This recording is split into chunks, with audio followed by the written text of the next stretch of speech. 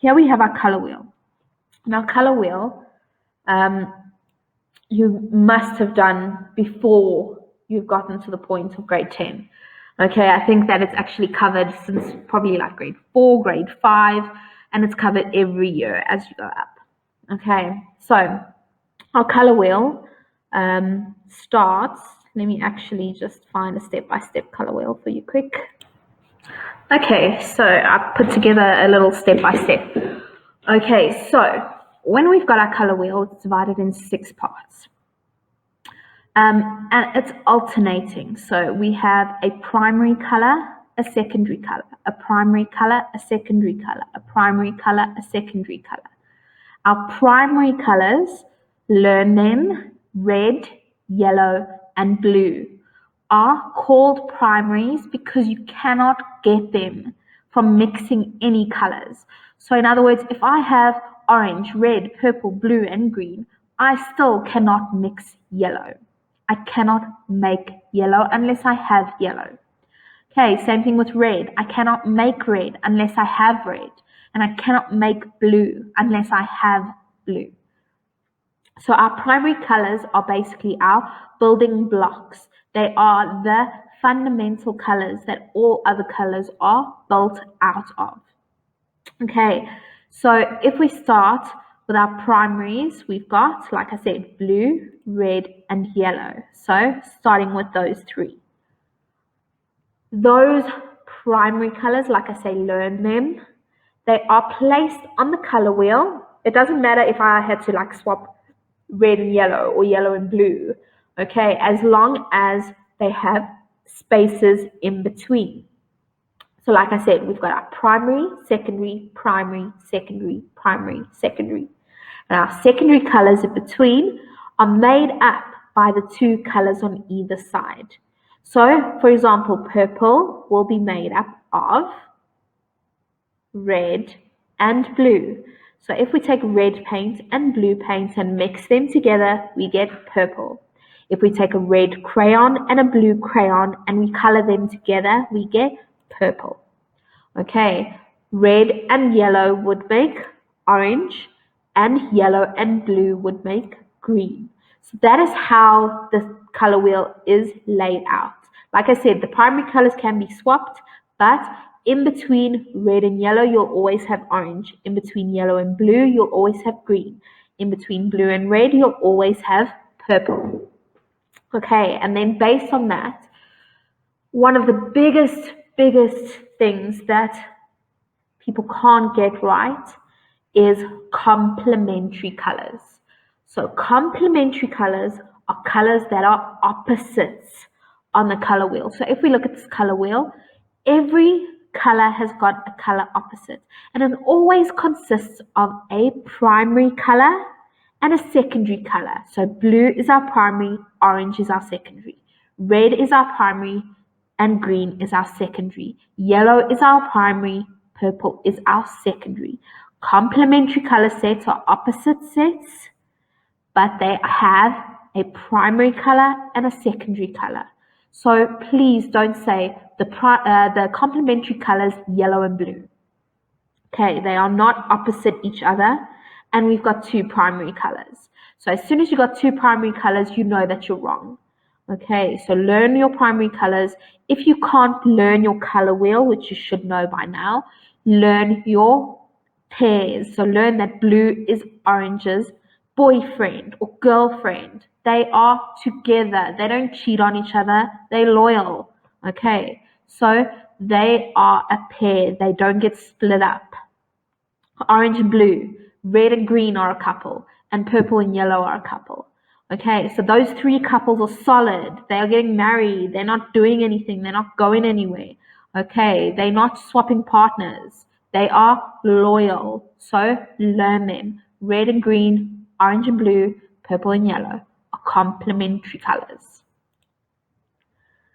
Okay, so when we mix all colors, usually we get either a dark brown or a black. So when you are doing science, it is slightly different. You learn that the presence of all colors is white.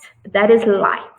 When we are talking about paint and pigments and physical colors that we are mixing, we are looking at black being the presence of all colors and white being the absence. Okay, then we look at tints. So if you are tinting your hair, you're making your hair lighter generally. Okay, so you put those foils in your hair, you put color on, and it tints the color. So it makes it lighter. Okay, so tints mixed with white. Shades mixed with black. So if you go outside and you go and you stand in the shade is darker than standing in the sunlight. So shade is mixed with black. Right, and then the intensity, like you can set the intensity on your TV, you're setting your brightness or the dullness of the color. So you're setting your intensity. Okay, so some color schemes that you can talk about again. You can always say, the color's nice, but you're not going to get any marks for saying the color's nice. Those answers are vague, and vague answers are not going to get you marks. Not only should you look for your color schemes, so you should look for one of these, but then also list your colors and say where you see them. So for example, if you see complementary colors, we've spoken about that.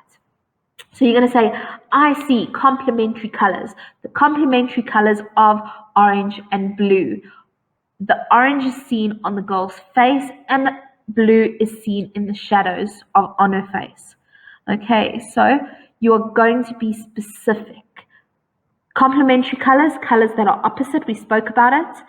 Primary color and a secondary color. They place them side by side to create high contrast, so it makes each color stand out even more. Monochromatic colors is one color, then we add black and white. We also call a color scheme that is only black and white monochromatic. Okay, so even if there isn't a color and it's only black and white, we can also describe it as a monochromatic color scheme. Mono being one, chromatic being color. Okay, then the next one is the one that's a bit trickier, and it's also very tricky to pick up. So it is colors that are next to each other on the color wheel, and it contains the same color. So yellow, green, green, blue, green all contain green as a color. So if we look back at our color wheel, if we had to take purple, blue, and green, they all contain blue. So those three colors would be analogous colors. If we had to look at yellow, orange, yellow, orange, and green, those three colors there all contain yellow in them. So they have a color in common, they are analogous. So usually it's like three-ish colors that are next to each other on the color wheel. So those are analogous colors. Polychromatic would be natural colors or random use of colors. Poly being more than one, chromatic being color again. Then we get warm and cold colors. It is not enough to say there are warm colors in the picture. You have to say there are warm colors, red, orange, yellow. There are cold colors, blue or green. Okay, warm colors can create feelings of excitement and warmth. Think of fire, flames burning, and natural fire, not if you throw plastic in.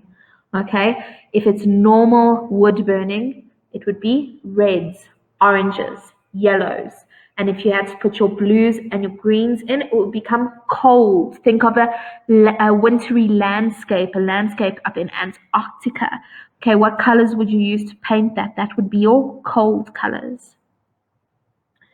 Okay, so here's just some examples of complementary color schemes. So we've got purples and yellows in these two pictures, and then we've got blues and oranges in this picture. So opposites on the color wheel. You cannot go and describe things that are not complementary. So you can't say, oh, in this picture I see blue and yellow, they are complementary colors. No, orange and blue are complementary. So make sure that you know what your complementary colors are. Monochromatic, so like I said, taking a color and mixing in black and white. So here we've got the purples, we've got orange, and we've got blue. No other colors are added, only black and white. Analogous, so the tricky one. If we look at this picture here, we've got a bit of yellow, we've got a bit of green on her face. So they are next to each other on the color wheel. Blues, purples, and greens. Okay, and here we've got Beyonce's face, and we've got reds, yellows, and oranges. Okay, next to each other on the color wheel. Polychromatic, so like I said, multiple colors. It can be bright, vibrant colors, but it can also just be naturalistic colors. Poly just meaning many colors, so no particular color scheme being used. Warm colors, so here we've got our fiery, warm, toasty colors. Okay, if it's cold outside, one of these pictures will bring you warmth and make you feel all cozy. Cold colors, depressed. Okay, might make you even feel a bit moody. Okay, so we've got that Picasso's blue period where he painted mostly in blues, making things look quite depressing. Right, then activity 1.6 on page 20. You are going to make an overlapping line drawing of at least 5 shoes. You can also just do a contour drawing again if you just want to do one drawing of the lines of a shoe, so just the line drawing, you can do that as well. And then once you've done your drawing, you are going to divide it into 6 pieces. Okay, into 6 blocks. And in each one of those blocks, you are going to create a color scheme. So color schemes that you can use secondary colors, so using only orange, purple, and green. Complementary colors, so using a pair of either red and green, purple and yellow, and blue and orange. Then your intermediate colors, so your colors that are in between. Okay, so like if you take yellow and you mix it with orange, you get yellow-orange. Those are your intermediate colors.